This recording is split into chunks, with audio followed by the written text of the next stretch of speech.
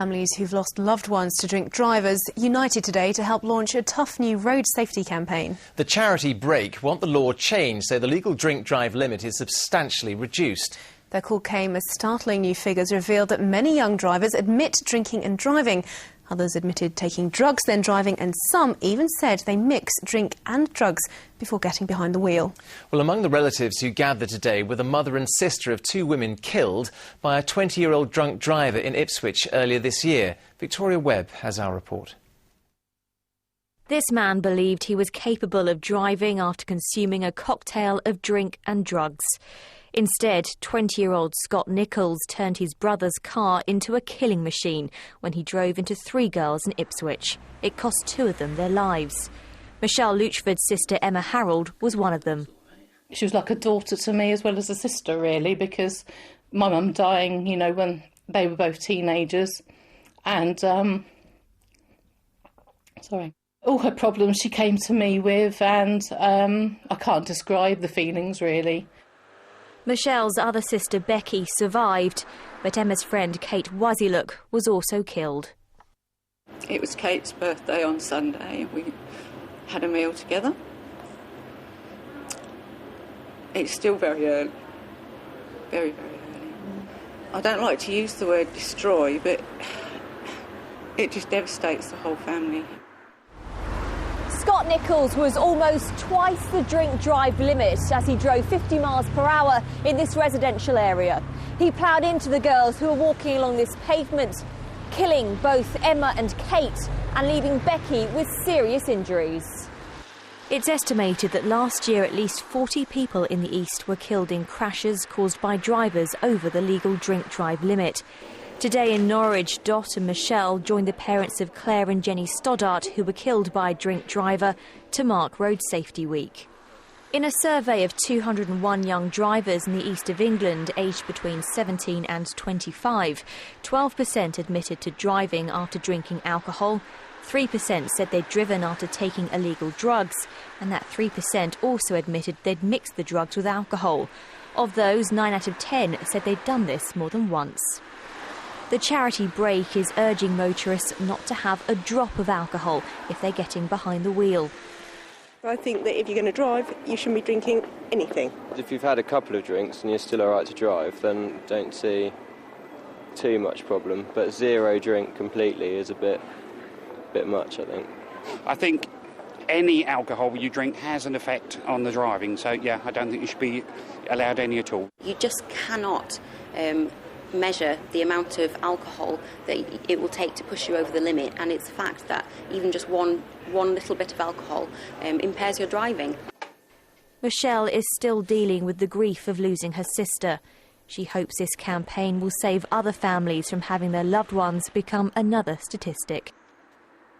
Well, we can join Victoria Webb now at a pub in Norwich. Victoria, how exactly do the charity Break want the law changed?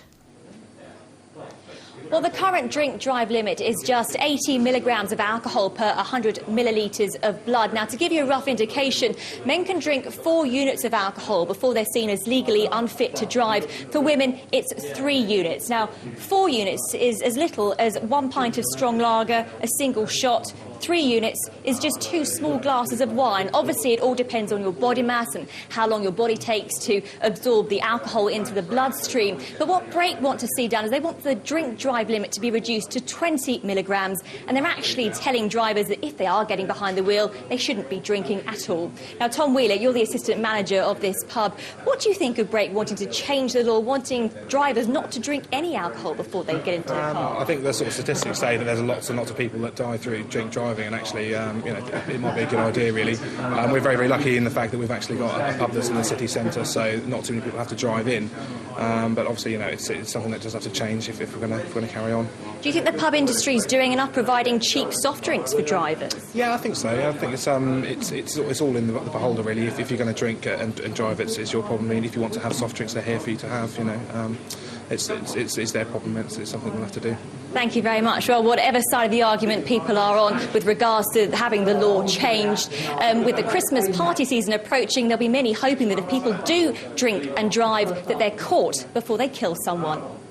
All right, Victoria, thank you very much indeed for that. And thank you as well, also Tom there as well. It's good to see a publican getting behind the campaign as well. Now then, a special school assembly has been held in memory of a 5-year-old pupil. No, we're not going to do that story just yet. We're going to do a different story. Actually, sorry, we are going to do this story. Apologies. Right, let me try that one again. Yes, a special school assembly has actually been held. Where is the story? I do apologise. Technical hitches all over here. A special school assembly, as I was saying, has been held in memory of a 5-year-old pupil who died at the weekend. It's feared the boy, who was named locally today as Charlie Callaghan, could be the latest victim of swine flu. Now, more tests are needed before the authorities in Buckinghamshire can confirm what caused his death. But the tragedy has added to the anxieties of many parents, as Neil Bradford now reports. There were just 29 names on the register of this small village school. Today, one of those names was not read out in class. Charlie Callaghan from the nearby town of Olney, a 5-year-old who died on Sunday, possibly after contracting swine flu. It has been the most painful and difficult of days for Emberton School. The children here are really too young to fully comprehend what has happened to their friend, but staff have promised to be as open and honest as they can be. The day began with a special school assembly to remember a boy staff describe as bright, confident and delightful.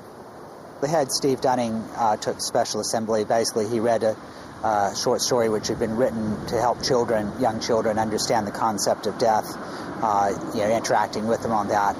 Got the children to say, to talk about how they felt about the little boy that had died, their good memories of him. And basically that's what the assembly was about. It's a very calm, quiet assembly. The 5-year-old's death comes as a national swine flu vaccination programme gets underway. In Cambridge today, those most at risk were receiving the jab. The under-5s will be the next to be offered the vaccine. Parents in Olney say the death of a local boy has made them think carefully.